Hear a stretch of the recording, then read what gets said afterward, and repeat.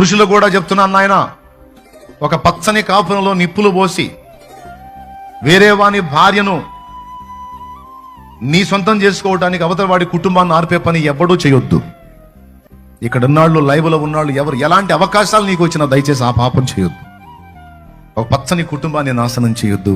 ఆ శాపం నీ ఒక్కడితో పోదు, అది నీ పిల్లలు కూడా తగిలింది. తెలిసి తెలిసి ఒక కుటుంబంలో నిప్పులు పోయొద్దు, ఒక కుటుంబంలో చిచ్చు పెట్టొద్దు. ఆడపిల్లలు కూడా చెప్తున్నానమ్మా, నీ భర్త నేను ప్రేమగా చూసుకోకపోయినా బిడ్డల్ని కన్నావు గనక, నీకంటూ బిడ్డలు ఉన్నారు గనక నువ్వు ఏ అడుగు వేయబడిన దయచేసి ఆ బిడ్డల ముఖం చూడు. ఫస్ట్ దేవుని ముఖం చూడు, తర్వాత బిడ్డల ముఖం చూడు.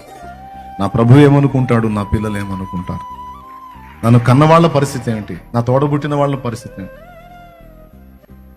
సమాజం ఏమనుకుంటే నాకేమని బతకలేం కదా.